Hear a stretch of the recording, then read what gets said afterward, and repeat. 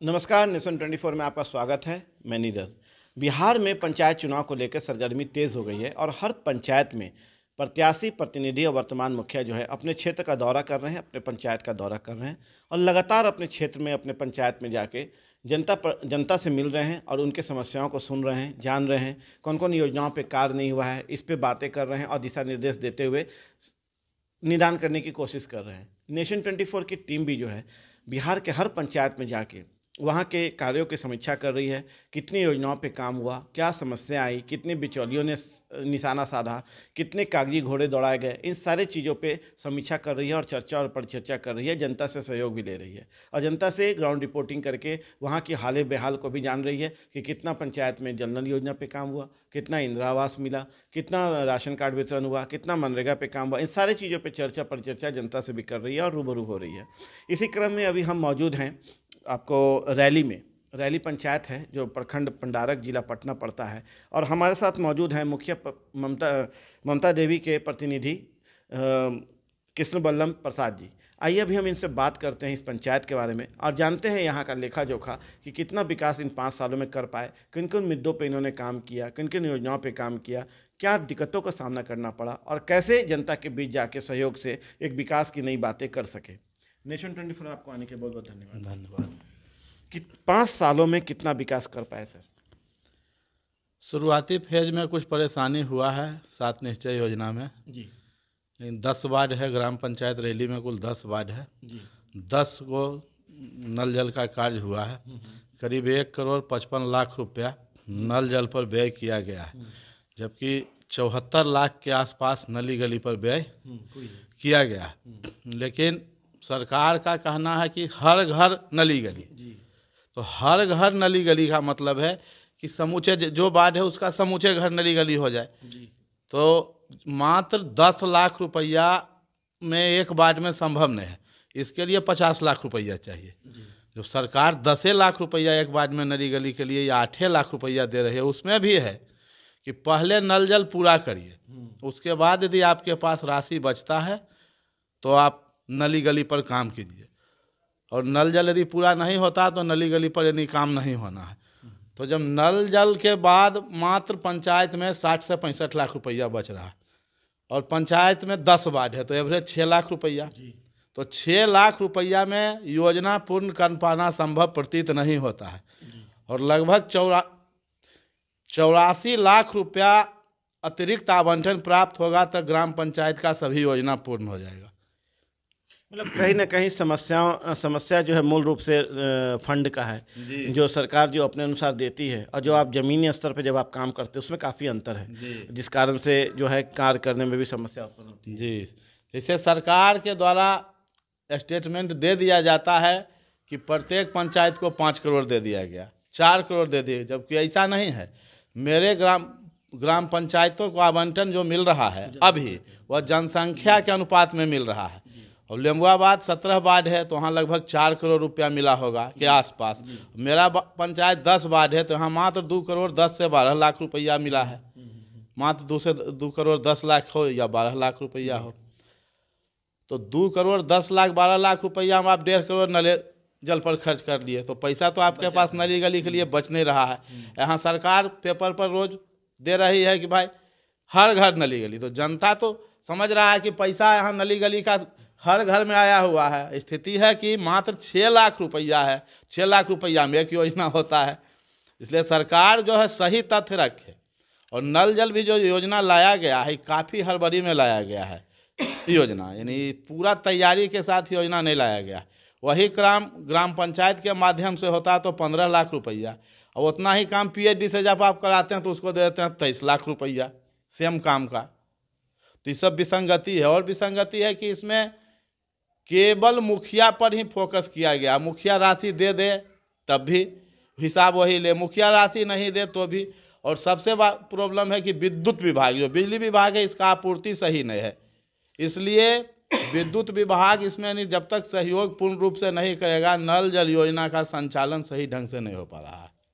हम बात करेंगे अब इंदिरा आवास की, जो अभी प्रधानमंत्री आवास योजना हो गया है, इसमें कितना लिस्ट है और कितने लोगों तक आवंटन हो पाया? मेरे यहाँ लगभग 325 लोगों को प्रधानमंत्री आवास योजना का लाभ मिला है। अभी वर्तमान में 565-68 लोगों को नया में पुनः रजिस्ट्रेशन हो चुका है, लेकिन अभी तक जिला से टारगेट प्राप्त नहीं हुआ है, इसके लिए अभी पूरा नहीं हुआ। अब हम बात करते हैं आपको मनरेगा की। मनरेगा में मिनिमम दर पे जो है मजदूरों से काम लेना था, जिसमें कि तालाब है, पैन है, सोलिंग है, सुख्ता है, इन सारी चीज़ों पे कार्य करना था। तो आपने कौन कौन सी योजनाओं पे काम किया इसमें? मनरेगा में यहाँ मूल समस्या है कि ग्राम पंचायत एनटीपीसी के क्षेत्र के अंतर्गत आता है और यहाँ मनरेगा के लिए उतना जॉब है नहीं। दूसरा है कि मनरेगा में केवल 184-78 रुपया, इधर कुछ बढ़ा के 84 रुपया सरकार के द्वारा किया गया है, मात्र ही मजदूरी दिया जाता है, जबकि मजदूरों के द्वारा 350 रुपया प्रतिदिन मजदूरी लिया जा रहा है। इसलिए मनरेगा का यहाँ कोई स्कोप नहीं है।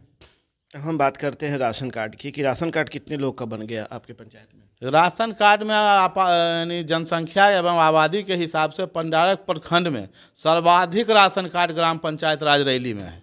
यहाँ 1500 से अधिक राशन कार्ड ग्राम पंचायत रैली में है। पूरे प्रखंड में यदि कहीं सर्वाधिक राशन कार्ड से यदि कोई पंचायत में है तो ग्राम पंचायत रैली है।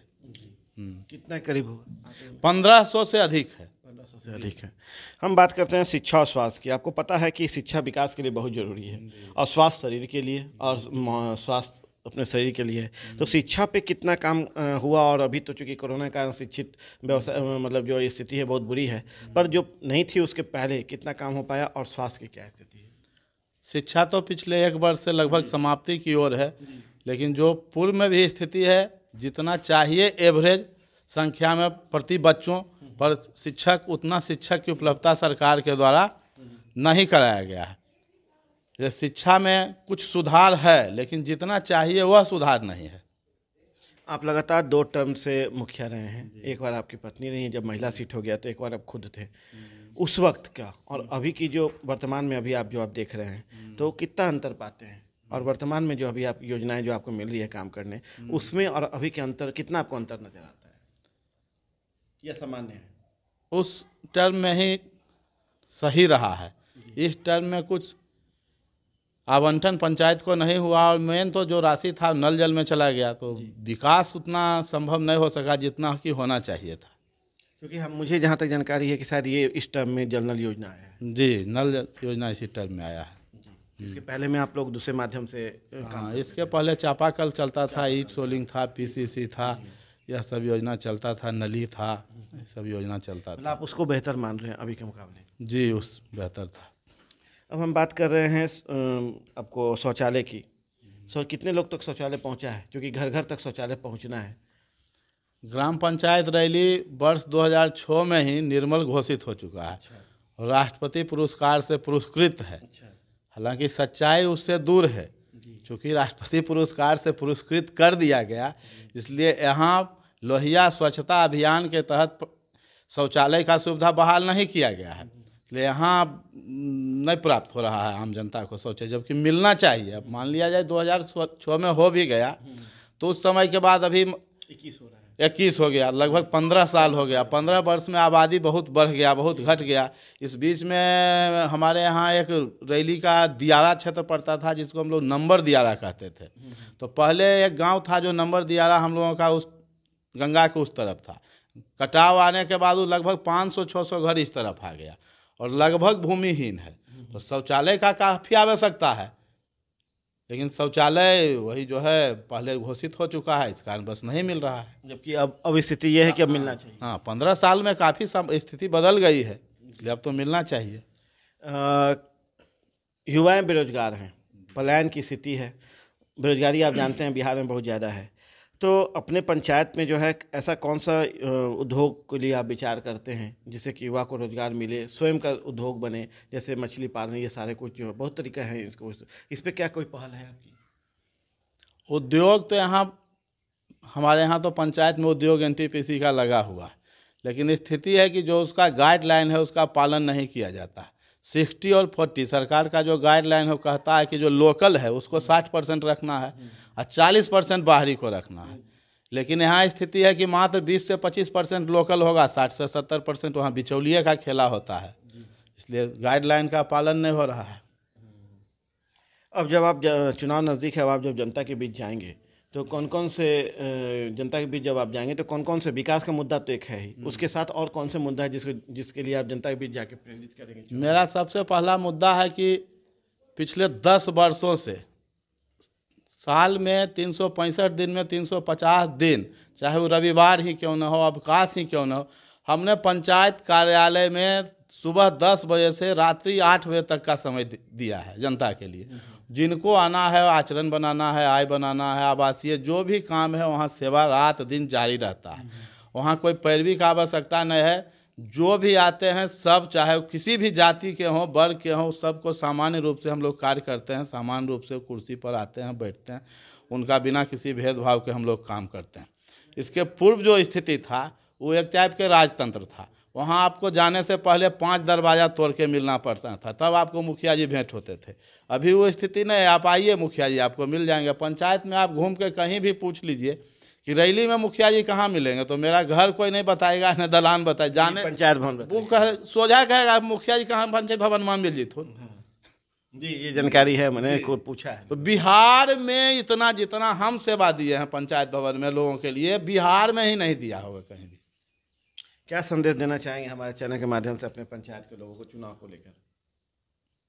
पंचायत चुनाव में, अब चुनाव का अभी तो घोषणा हुआ है नहीं, चुनाव होगा, जनता के पास जाएंगे। जो 10 वर्ष में हम उनके लिए कार्य किए हैं उसके आधार पर वोट मांगेंगे। जी।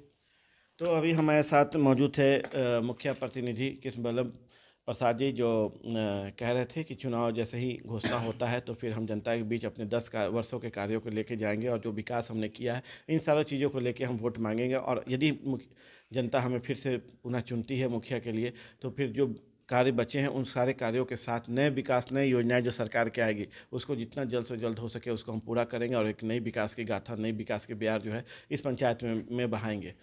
शौचालय को लेकर कुछ समस्याएं इनसे इन्होंने अंकित कराया है, जिस पे विचार करना सरकार को है कि 2006 में जब ये हो गया था तो अभी 2021 से 15 सालों में बहुत सारे घर बढ़े होंगे, जनसंख्या बढ़ी होगी, शौचालय की ज़रूरत भी बढ़ी होगी। तो कहीं ना कहीं सरकार को फिर से इस पर सोचना चाहिए, इस पंचायत को लेकर कि योजना को फिर से पुनः इस पंचायत में चालू करें और जो शौचालय से जिनको नहीं हो पाया है उनको पुनः शौचालय फिर से उपलब्ध कराएं मुखिया जी के माध्यम से। इन सारे चीज़ों के साथ जो है चुनाव नज़दीक है, जनता के बीच जा रहे हैं। चुनाव के बाद ही तय हो पाएगा कौन मुखिया बनेंगे, कौन मुखिया बन नहीं बनेंगे, पर इनका दावा और वादा है कि इन्होंने जो 10 सालों में काम किया है उसको लेकर जनता इनको वोट करेगी और जिता के फिर से मुखिया बनाएगी और ये फिर से नई विकास और नई गाथा जो है इस पंचायत के लिए लिख सकेंगे। आप देख रहे हैं नेशन 24। नमस्कार।